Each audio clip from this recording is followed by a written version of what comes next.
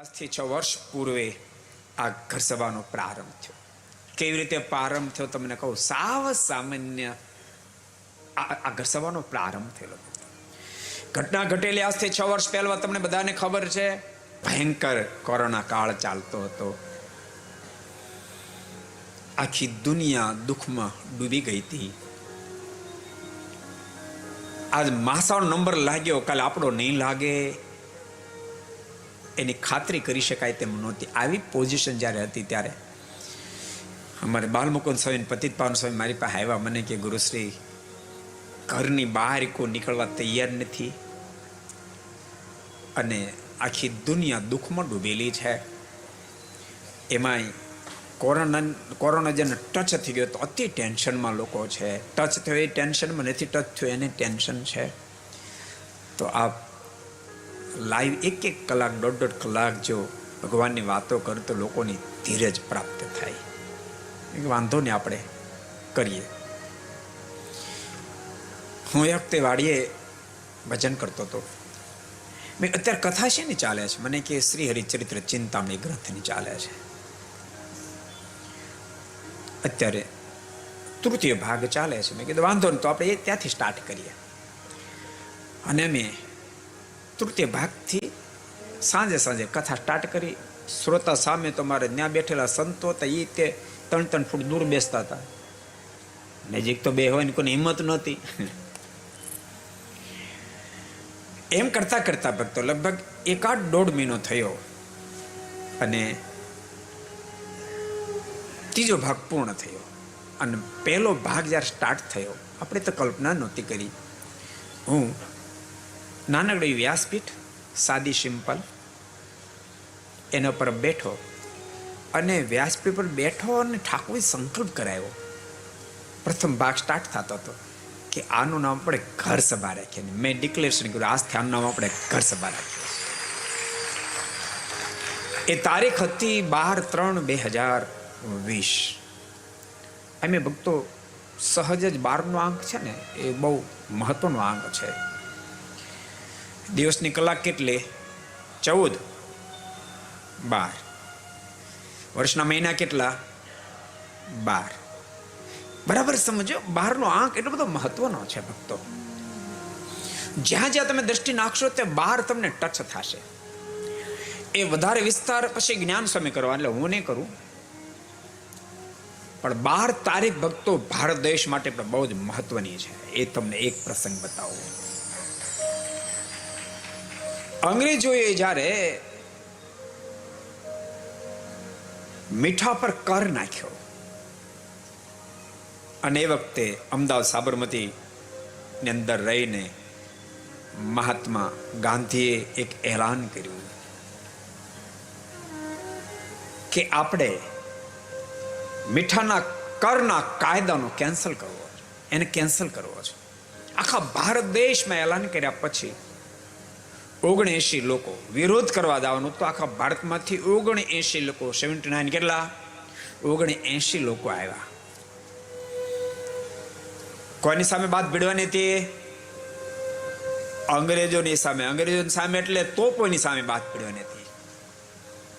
પરંતુ તેમ છતાંય આજને દિવસે, એ દિવસ હતો 12 માર્ચ 1931.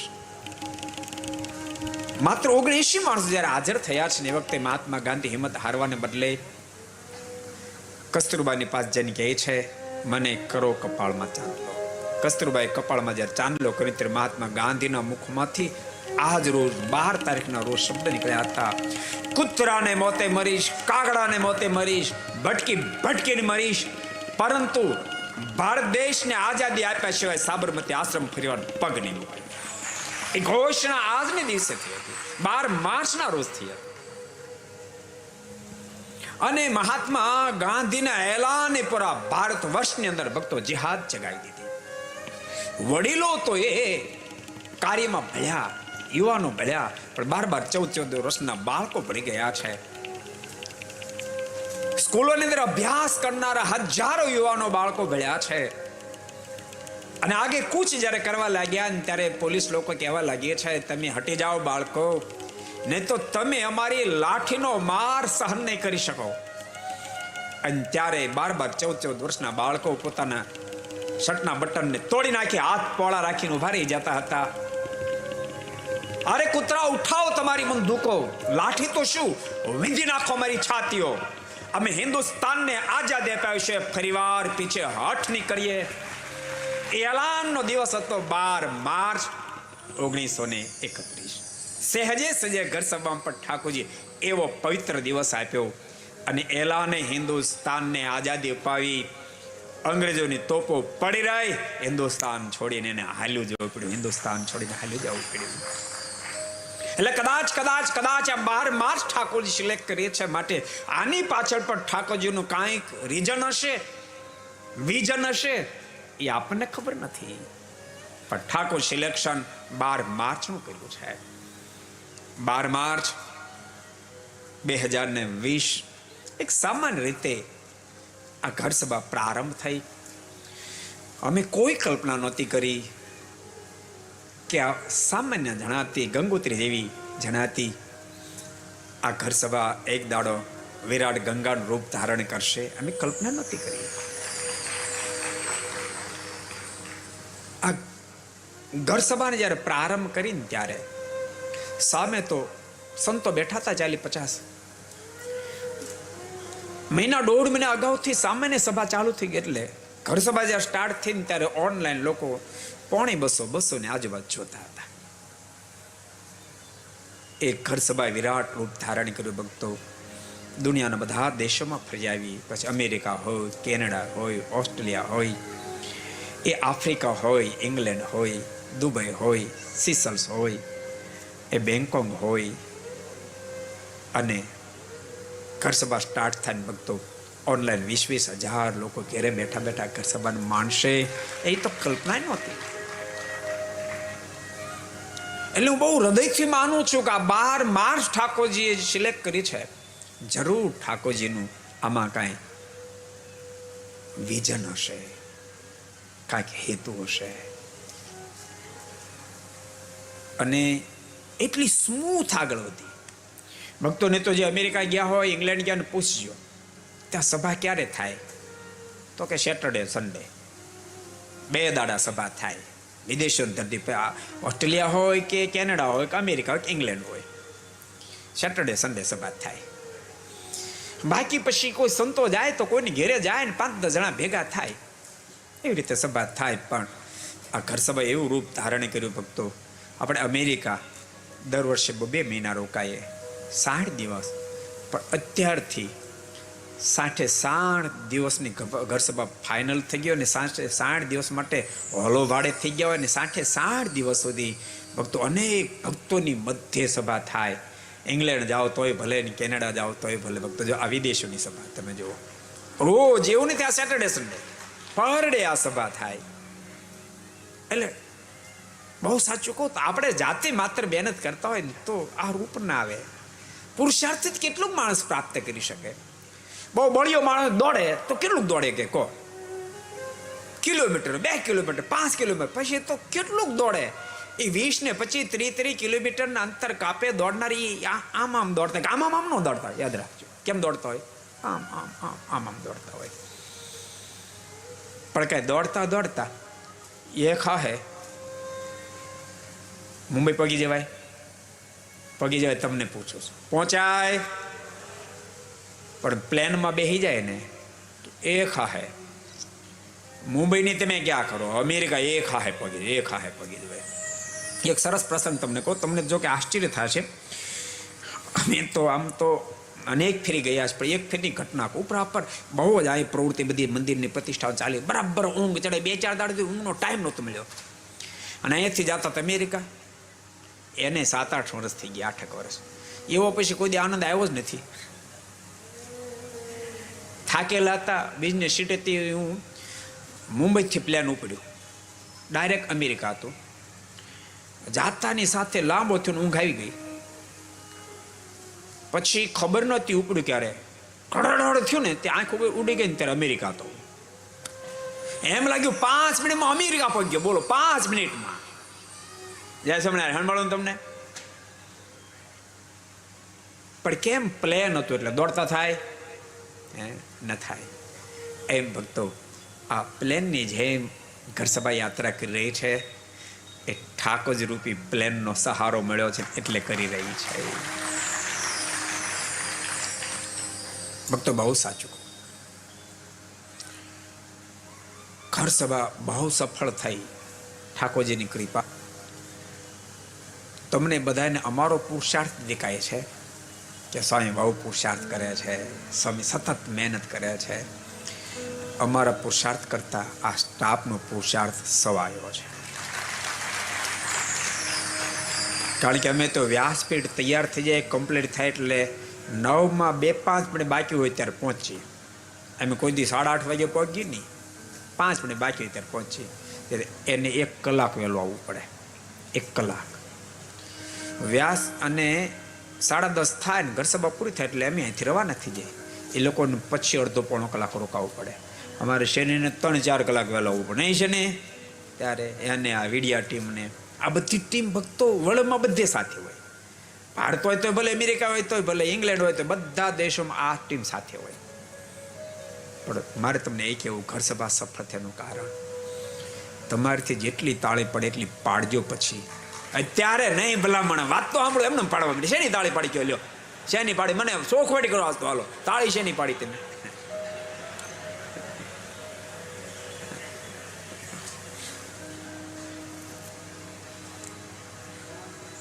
અમુક છે ને ઉતાળા બહુ હોય. બોલો પ્રસંગ તમે સાંભળ્યો? એક જણા બકરી માંદી પડ્યો. સાંભળો તમને સરસ કહું. બકરી બીમાર થઈ. એ દોડતા બાજુમાં એક ગોકળી ભક્ત રહેતા, એના એ બકરા બહુ રાખે, એનો અનુભવ હોય. એટલે દોડતા જ્યાં જઈને કહ્યું કે ભાઈ મારી બકરી માંદી પડી, મેં સાંભળ્યું તમારી બકરી 8-10 દાડા પહેલા માંદી પડી, ત્યારે તમે શું કર્યું હતું? ત્યારે પહેલા કીધું મેં 1 લીટર કેરોસીન પાયું હતું. એ સાંભળ્યું એટલે આ તરત દોડવા જ મળ્યો. એક કેરોસીન ગોતીને 1 લીટર પાઈ દીધું બકરીને. 5 મિનિટ થયા ને તે ગુલોટિયા ખાઈને બકરી તો મરી ગઈ. ઓલો પાછો આવ્યો. પાછા આવીને કે અરે તમે કીધું મેં બકરીને કેરોસીન પાઈને મારી બકરી મરી ગઈ. ત્યારે પેલા ગોકળી કે મારી મરી ગઈ હતી. હું તને કહેવા જતો તો કે મેં બકરીને કેરોસીન પાવી જેથી કરીને મરી ગઈ, તું પાતો નહીં. પણ તું હા બોલવા જ ન રોકાણો. અડધું કીધું તો દોડવા માંડ્યો. એમ તાળી વાળાની વાત છે આ તો. ભક્તો આજ 2160 દિવસ તમે કલ્પના કરો. શેરડી તો એને છે ને, શેરડી તો એને છે ને.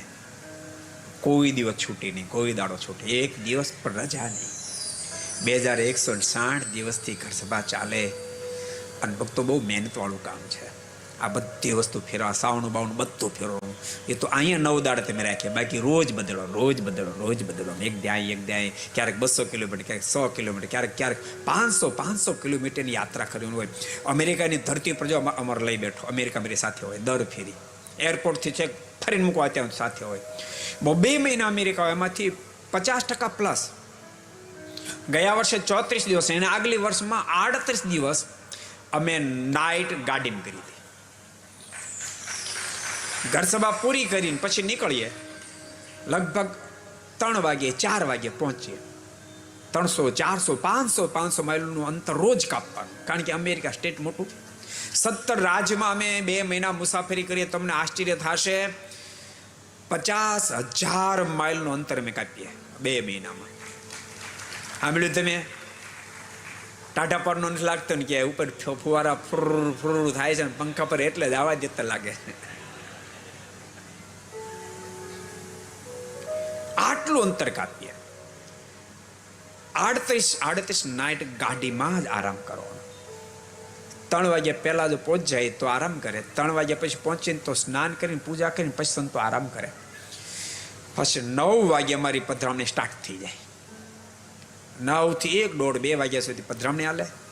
પાછા ઉતારા ઉપર આવીએ, ઠાકોર જમાડીએ, થોડી કથા કરીએ, પછી ઘડીક આરામ કરીએ તો ઘરસભાનો ટાઈમ થઈ જાય. અને કન્ટિન્યુ જ આ કાર્યક્રમ. અને ભક્તો બધી વ્યવસ્થા એક સરખી ન મળે. ક્યાંક વ્યવસ્થા હોય, ઓછી વધતી હોય, પરંતુ તેમ છતાંય આટલી લાંબી મુસાફરી પછી પણ અમારા કોઈ સંતોએ, પાર્ષદોએ, અમારા સંગીત સ્ટાફે વીડિયાવાળા સ્ટાફે કે સાઉન્ડવાળા સ્ટાફે સિંગલ ફેરી મને ફરિયાદ નથી કરી કે ગુરુ સાહેબ વ્યવસ્થા નથી થઈ. આટલું જ નહીં, હજુ મેં ક્યારેય પણ ઘર સભામાં એક પણ સાંભળું મોઢું નથી જોયું. એનું આ પરિણામ. હવે પાડો તાળો. એનું પરિણામ.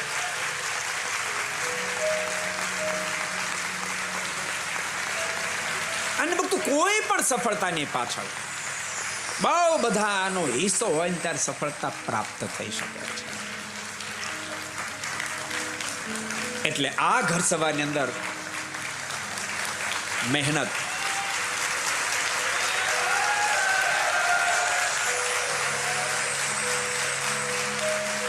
સંતો પાર્ષદો જે કરી રહ્યા છે,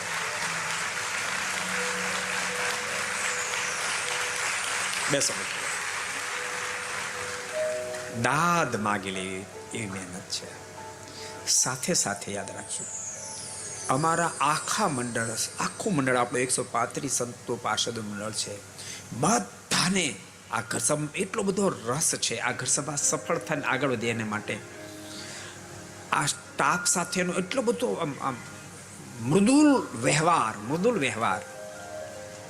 ક્યારેક ઘર સભા કરીને રાત્રે 12, 1 વાગે, 1:30 વાગે આવ્યા હોઈએ તો આ સંતો સેવા કરતા આ સંતોને એમ ના કે સ્વામી તમે સેવા કરવા ચાલો. એટલો મૃદુલ વ્યવહાર કે સમજે કે 1:30 વાગે, 2 વાગે આવ્યા, થાકીને આવ્યા છે તો એના ભાગની સેવા આપણે કરી લઈએ. અને ભક્તો કોઈ પણ સફળતાની પાછળ તમારો સંપ, એકતા, સુરતભાવ બહુ જ કામ લાગે છે. બહુ કામ લાગે છે. એકલી સંપત્તિ, એકલી ક્વોન્ટિટી પણ તમને કામ નથી લાગતી. ક્વોલિટી બહુ જ મહત્વની ચીજ બની જાય છે. ઠાકોરજીની કૃપાથી મંડળમાં જે સંપ, એકતા, સુરતભાવ છે, 135 સંતો પાર્ષદો. તો વિચારો, 2 મહિને 3 મહિને ક્યારેક સરદાર જાઓ, બાકી તો ઘર સભામાં ફરતા હોય ને તેમ છતાંય એક પણ સંત, એક પણ પાર્ષદનો આટલો પ્રશ્ન નથી ને, એનું પરિણામે સફળતા પ્રાપ્ત થઈ રહી છે. ન તો એના પ્રશ્નો ઉકેલો નવાનો થાય ઘર સભા ક્યારે કરી કહો. અને બીજા નંબરમાં માઇન્ડ બહુ ક્લિયર હોય તો જ ઘર સભા થાય. જો આમાં બહુ વ્યવહાર ભર્યા જાય તો પછી ઘર સભા ન થાય. જય સ્વામિનારાયણ. શું કહો તમે? ભલામણા ડીઝલ ડોળું આવી જાય તો ગાડી નથી હાલતી તો પછી મગજ ક્યાંથી હાલે? પણ બધાનો સંપ, એકતા, સુરતભાવ, જે સ્થાનમાં સંતો પાર્ષદો છે ભક્તો, કેટલા બધા સ્થાનમાં આપણા સંતો સરદારથી રહે છે. સરદાર હેડક્વાર્ટર છે, પણ એની સાથે મહુવા, આ Bhavnagar, Botad, Vidyanagar, Surat, Mumbai, Jagannathpuri, Africa, England, Australia, અમેરિકાની અંદર ઓહાયો, બીજું ડલાસ, આ બધા સ્થાનમાં સરદારથી સંતો રહે છે. પણ કોઈ સંતો પાર્ષદોને એક પ્રશ્ન નથી. અને સંપૂર્ણ ભગવાન સ્વામિની આજ્ઞા જે પ્રમાણે એ જ પ્રમાણે આજ્ઞાનું પાલન કરી આટલી પ્રવૃત્તિમાં હદ બેહદ ભજન કરતા જાય એનું આ પરિણામ છે. ભજન એટલું કરે, સાથે ખૂબ ભજન કરે. કારણ કે ભજન આ નથી થાક્યાનું કારણ તમને બતાવું. સાથે ભજન કરે છે એટલે ભૂખ્યો માણસ થાય કે જાય, ન થાય કે જાય.